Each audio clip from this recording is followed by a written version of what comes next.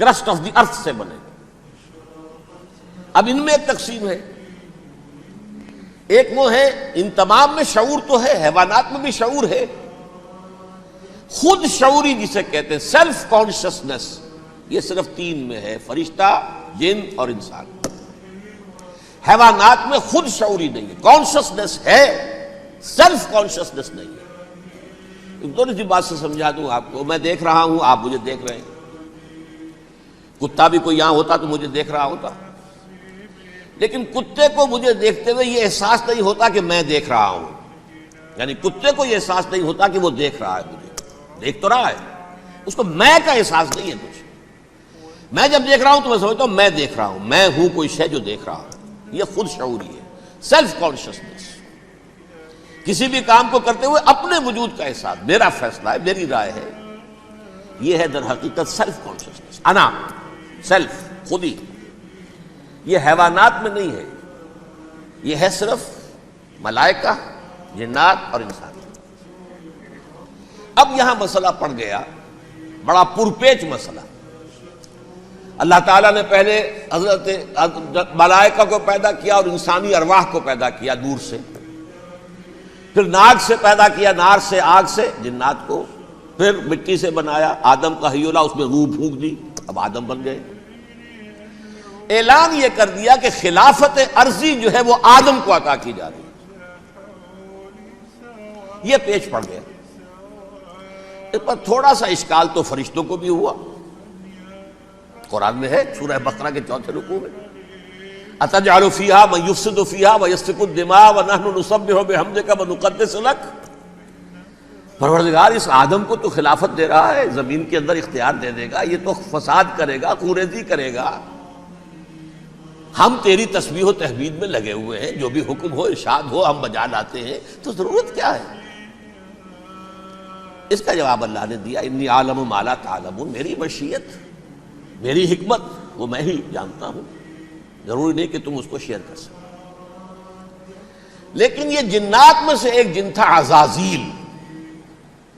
اب دیکھیے کہ جنات کو ایک قرب حاصل ہے ملائکہ کے ساتھ. کیوں؟ وہ نور سے پیدا کیے گئے، یہ نار سے پیدا کیے، کتنا قرب ہے دونوں میں.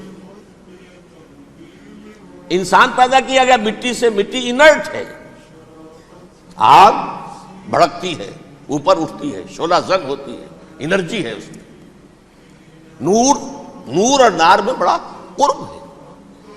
اور عربی کے ایک قاعدے سے تو یہ ایک ہی لفظ ہے، مادہ ایک ہی ہے، حروف علت جو ہے ایک دوسرے کی جگہ آ جاتی. یہ قرب ہے، اگرچہ زمین و آسمان کا فرق ہے دونوں میں. فرشتہ نور سے پیدا کیا گیا ہے، وہ پاک ہے، وہ اللہ کے کسی حکم کی خلاف ورزی کر ہی نہیں سکتا. لا یعصون اللہ ما امرہم ویفعلون ما یؤمرون. وہ جو بھی اللہ تعالیٰ حکم دیتا ہے اس کی کوئی معصیت یا نافرمانی نہیں کرتے، بلکہ جو حکم لیا جاتا ہے مان لیتے. ذرا سا اشکال ہوا تھا، پوچھ لیا، جواب مل گیا، خاموش ہو گئے بس. لیکن عزازیل نامی ایک جن تھا، جو ایک تو جن ہونے کی نسبت سے فرشتوں سے کچھ نہ کچھ مماثلت تھی، قرب تھا.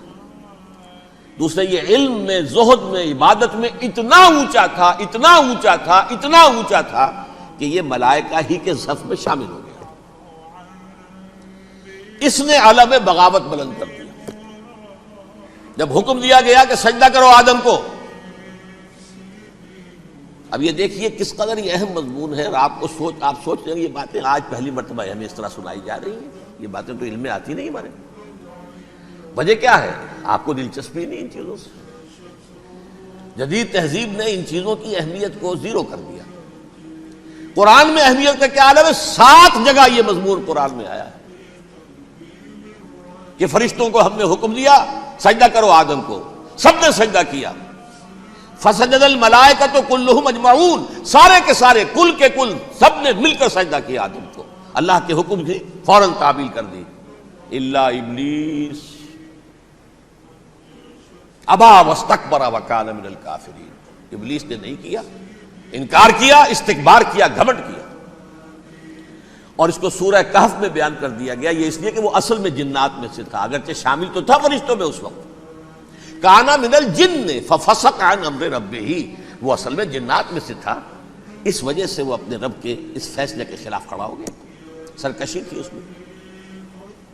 یہ معاملہ اتنا اہم ہے. اب آپ سمجھیے کہ 7 مرتبہ سورہ بقرہ، سورہ اعراف، سورہ حجر، سورہ بنی اسرائیل، سورہ کہف، سورہ طٰہٰ، سورہ صاد، 6 مکی صورتوں میں ذکر ہے یہ، اور ایک مدنی صورت سورہ بقرہ.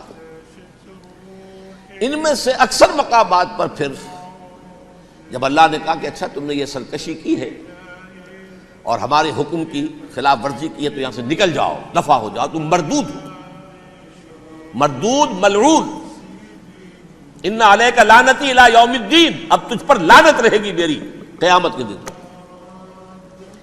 اس نے کہا اچھا پروردگار پھر مجھے ذرا مہلت دے دے، رب فانظرنی الی یوم یبعثون، قیامت تک میری زندگی طویل کر دے. فذهب فإنک من المنظرین، کہہ دیا اچھا جاؤ، تمہاری یہ درخواست بھی ہم نے قبول کی. اس نے کہا پروردگار اب میں اس آدم کو بھی گمراہ کر کے چھوڑوں گا اور آدم کی نسل کو تباہ کر کے چھوڑوں گا. انتہائی شدید چیلنج کے انداز میں یہ قرآن مجید میں 4-5 مرتبہ مضمون آیا ہے. میں نے صرف 2 جگہ سے آپ کو اس وقت کوٹ کر کے سنایا تھا. سورہ اعراف میں اللہ تعالیٰ فرماتے ہیں قالا، اس پر ابلیس نے کہا فبما اغویتنی، تو اے رب جو تو نے مجھے گمراہ کیا ہے، مجھے ذلیل کر دیا، مجھ پر فوقیت دے دی، اس کو انا خیر منہ، میں اس سے بہتر ہوں، خلقتنی من نار و خلقتہ من طین، بنایا تو نے مجھے آگ سے اور اس کو بنایا مٹی سے، پھر مجھ سے مطالبہ کہ میں سجدہ کروں، اور میں نے سجدہ نہیں کیا تو اب تو نے مجھے ملعون قرار دے دیا. قال فبما اغویتنی لاقعدن لهم صراطک المستقیم، اب میں یہ نسل آدم کے لیے، اس کو برباد کرنے کے لیے تیری سیدھی راہ کے اوپر گھات میں بیٹھوں گا، سیدھے راستے پر چلنے نہیں دوں گا.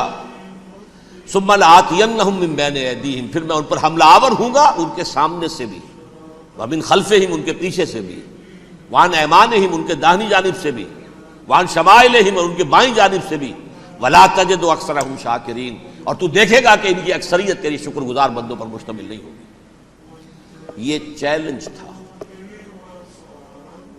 اور ایک چھوٹا سا چیلنج جو سورہ صاد میں آیا ہے، اور یہاں تو اس نے اللہ کے جلال کی قسم کھا کر کہا قال فبعزتک لأغوینہم اجمعین، اے رب تیری عزت، تیرے جلال کی قسم ہے میں ان سب کو گمراہ کر کے چھوڑوں گا، الا عبادک منہم المخلصین، سوائے ان میں سے وہ کچھ لوگ جنہیں تو خالص اپنا بندہ